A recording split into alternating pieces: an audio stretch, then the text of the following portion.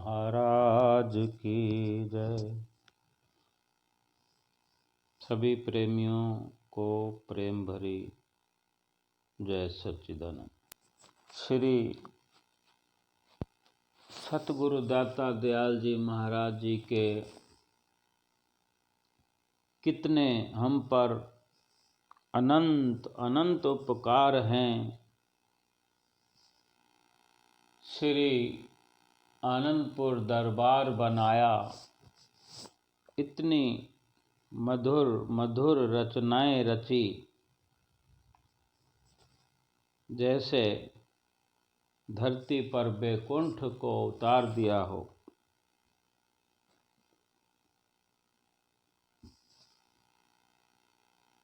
श्री गुरु महाराज जी के प्रेमी गुरुमुख अपने अगर नज़दीक किसी को असहाय महसूस करते हैं तो उनकी हौसला अफजाई करते हैं, उनको हिम्मत देते हैं। श्री गुरु महाराज जी के दर्शन दीदार कराने के लिए भरपूर कोशिश करते हैं। अगर कोई नहीं जा पा रहा, कोई मुश्किल में है और दर्शन करना चाहता है, और ये हम गुरुमुखों का फर्ज भी है। श्री गुरु महाराज जी हमें शिक्षा भी देते हैं यही कि एक गुरुमुख को दूसरे गुरुमुख की इतनी मदद अवश्य करनी चाहिए कि वो नित्य नियम में लगा रहे। ऐसी ही एक लीला है, एक बहन जी ने सुनाई। उन्होंने बताया कि कोई 25-27 साल पहले की बात है, 1995 या 92 की बात है, 1992-95 की बात है कि ये कोई हरियाणा की बात है कि एक शहर के अंदर वो बताते हैं कि वहाँ पर ऐसा कुछ रिवाज है कि अगर किसी की मृत्यु हो जाती है तो शमशान में लेडीज भी साथ में जा सकती है, अर्थी के साथ में, जनाजे के साथ में, शव यात्रा में। सब जगह ऐसा नहीं होता है, कुछ कुछ जगह पर ऐसा होता है। तो वो बता रही थी कि वो जो बहन जी बता रही हैं, उनकी सास किसी शव यात्रा में गई और वहाँ पर ऐसी व्यवस्था होती है कि जेंट्स जो अंदर चले जाते हैं शमशान के, और लेडीज़ के लिए व्यवस्था होती है कि वो उनके लिए एक अलग थोड़ा सा स्थान बना होता है, वहाँ पर वो रुक जाती हैं। और फिर जब अर्थी को, शव को अग्नि दे दी जाती है तो एक बंदा जाकर उनको सूचना देता है कि शुरू हो गया है, आग दे दी गई है। तो सब स्त्रियां, लेडीज़ वहाँ से आ जाती हैं। तो बताती हैं कि मेरी सास गई हुई थी, तो वहाँ पर जैसे और स्त्रियां इकट्ठी हुई तो वहाँ पर एक वृद्ध माता थी जो 70-75 साल की रही होंगी उस वक़्त। 25-27 साल पहले वो 70-75 साल की थीं, और वो कुछ ऐसी बात कर रही थी, या कोई और लेडीज़ और कोई भक्तियानी ऐसी बात कर रही थी। किसी ने गुरु के बारे में, गुरु की रहनुमाई के बारे में बात की कि गुरु धारण करना जीवन में अति आवश्यक है।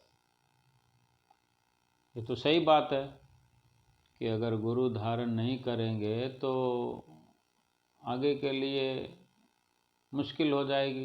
कुछ ऐसी तरह की वार्ता चल रही थी। और वैसे भी संत महापुरुष फरमाते हैं कि वर्णन है, निगुरा मुझको ना मिले, पापी मिले हजार। एक निगुरे के शीश पर लख पापियों का भार। कि निगुरे का तो दर्शन ही नहीं होना चाहिए, ऐसा शास्त्रों में लिखा है। जिसने गुरु ना किया हुआ हो उसके नज़दीक जाने में भी नुकसान है। फरमाते हैं कि निगुरे के तुलना में अगर गुरु धारण किया हुआ कोई पापी भी हो, चाहे लाख पाप क्यों, कितने भी पाप किए हों, गुरु धारण किया हुआ हो तो वो पाप धुल जाएंगे कभी ना कभी गुरु की रहनुमाई में। निगुरा हमें ना मिले, चाहे 1000 पापी मिल जाए, क्योंकि निगुरे के सिर पर लाख पापियों का भार होता है। लाख पाप नहीं, लाखों पापियों का भार होता है। तो वहाँ वो गुरु की बात चल रही थी। तो वो वृद्ध स्त्री, वृद्ध माता जो थी, उसने कहा कि मैं पाकिस्तान में, ये 25 साल 27 साल की पहले की बात है ना, तो पाकिस्तान में तो होंगे तो 1940 में होंगे, यानी 50 साल पहले लगभग। उस वक़्त से 40-50 साल पहले की बात है, यानी अब से समझ लो 50 और 20 70 साल पहले, 70-75 साल पहले आज से पाकिस्तान में गुरु महाराज जी तो तभी होते थे वहाँ पर पाकिस्तान में। उसके बाद में तो श्री आनंदपुर की रचना हो गई। तो वो वृद्ध माता बताती है कि मुझे भी किसी ने नाम दान दिया था, मुझे नाम दिया था, कौन था मुझे पता नहीं है। तो उसको किसी बात के बारे में ज्ञान नहीं है कि श्री गुरु महाराज जी होते हैं, कोई महात्मा अलग होते हैं। उन्होंने कहा कोई जैसे नाम दे रहे थे तो कुछ लोगों को, तो मुझे भी नाम मिल गया। तो कहीं महात्मा जी के या गुरु महाराज जी के संपर्क में आई होंगी, तो वो कुछ ठीक बता नहीं पा रही। और उसकी अब उम्र हो आई है 70-75 साल की, और जीवन में उसे कभी मौका नहीं मिला। तो वो बाकी भक्तानियाँ पूछ रही थी, उनमें ज़्यादातर भक्तानियाँ गुरुमुख थी। तो वो पूछ रही थी कुछ तो बताओ कि कौन से गुरु थे, कौन से महात्मा थे। तो ये बता पाई कि कुछ ऐसा मुझे सुनाई दिया था कि लोग कह रहे थे आनंदपुर वाले हैं, आनंदपुर वाले हैं, आनंदपुर वाले नाम दे गए हैं। तब वहाँ पर सारी भक्तानियाँ जो गुरुमुख थीं वो आनंदपुर वाली थीं। तो फिर जो भक्तानी ये बात बता रही है, उसकी जो सास थी उसने कहा कि अगर आनंदपुर वाले थे तो आनंदपुर तो हम लगे हुए हैं, मैं अपनी बहू को बताऊंगी, वो तुम्हें तुम्हारा सब कुछ ठीक ठाक कर देगी। वो बताती थी मैं आनंदपुर जाना चाहती थी, आनंदपुर नहीं जा पाई, मेरे भगत जी कुछ ऐतराज़ करते थे। अब भगत जी तो है नहीं, लेकिन अब मैं जाऊं कैसे, मेरा शरीर कमज़ोर है और मेरे साथ कोई जाने वाला नहीं है, कोई मुझे ले जा सके, कोई मुझे रास्ता दिखा सके।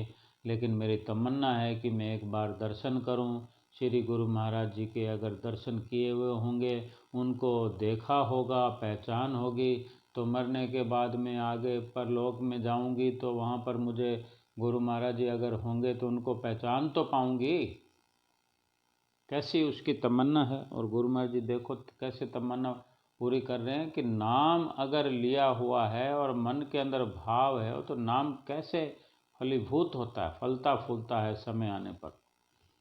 तो वक्त वो आ गया था तो वो जो सास थी, उस बहन जी जो बता रही, उनकी सास जो घर आई तो उसने सब कुछ बताया अपनी बहू को। तो उनकी बहू को, वो भक्तियानी को जो लीला बता रही है, वो फिर सक्रिय हो गई। वो तो बेचैन होगी कि कब मैं उस माता को दर्शन कराऊं, क्योंकि होते हैं कई ऐसे परोपकारी गुरुमुख।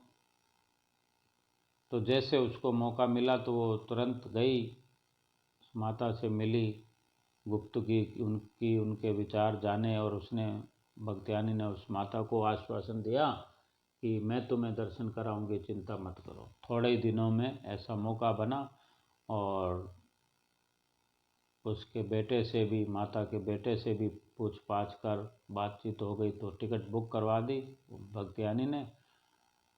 और थोड़ा समय पहले टिकट बुक होती, और जब जाने का समय आने वाला था, कुछ दिन पहले ही उस बुढ़िया माता की तबीयत खराब हो गई।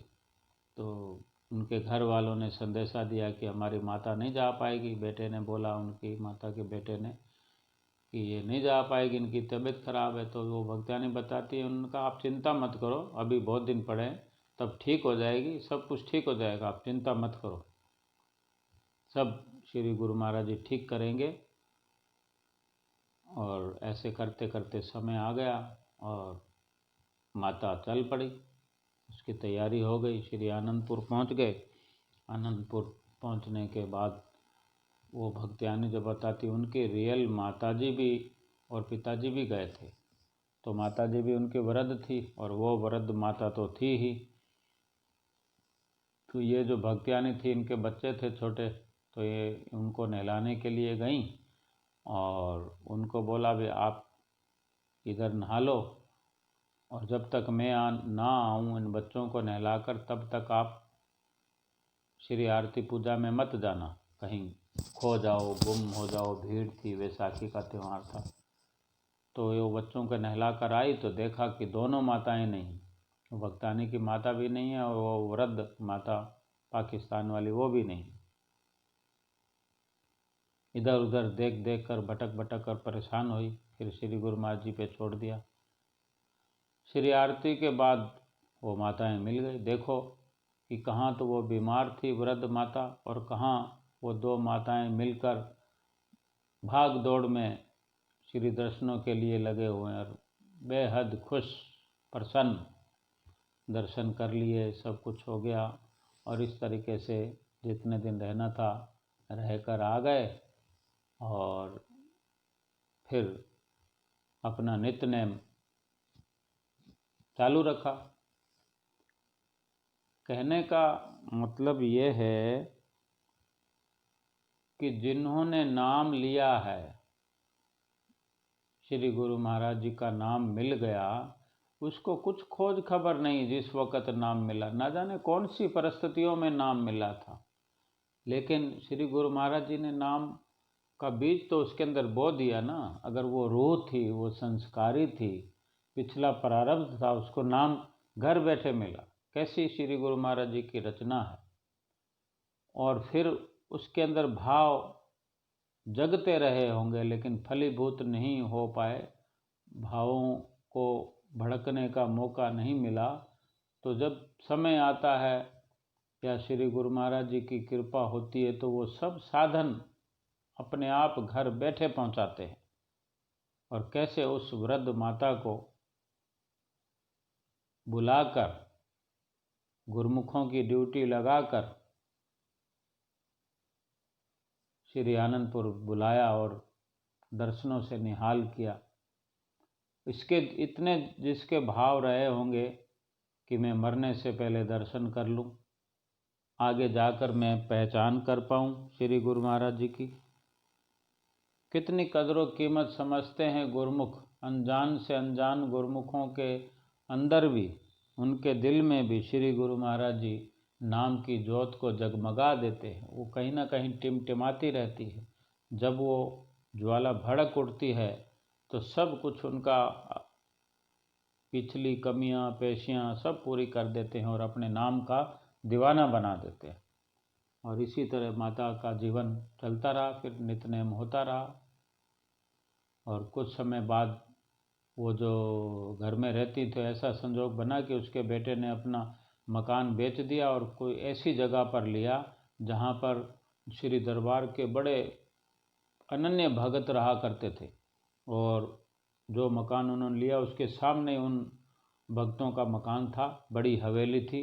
और उनकी हवेली में रात दिन कभी न कभी कोई न कोई, कभी कोई संत महात्मा आए ही रहते थे, क्योंकि वो दरबार की सेवा करने वाले और दरबार के कामों में हाथ बटाने वाले थे। तो संतों महात्माओं का उनका आना जाना लगा रहता था। तो वो माता उस भक्तानी से मिली तो उन्होंने कहा, मेरे तो भाग जग गए, दिन भर कोई ना कोई आता रहता है, आज कोई कल कोई।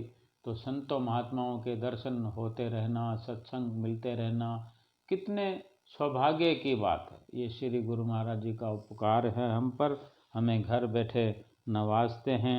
श्री आनंदपुर दरबार की रचना की है और श्री गुरु महाराज जी ने जो रचना की है, हम कितने भी अपने भाग मनाएं, जब भाग खुलते हैं सब कुछ ठीक कर देते हैं। इसी तरह हमको श्री गुरु महाराज जी का प्यार मिलता रहे और हम श्री गुरु महाराज जी के नित्य नियम करते रहें। श्री आरती, पूजा, सेवा, सत्संग, सुमरन और ध्यान श्रद्धा सहित करे, निश्चय हो कल्याण। बोलो जयकारा, बोल मेरे श्री गुरु महाराज की जय।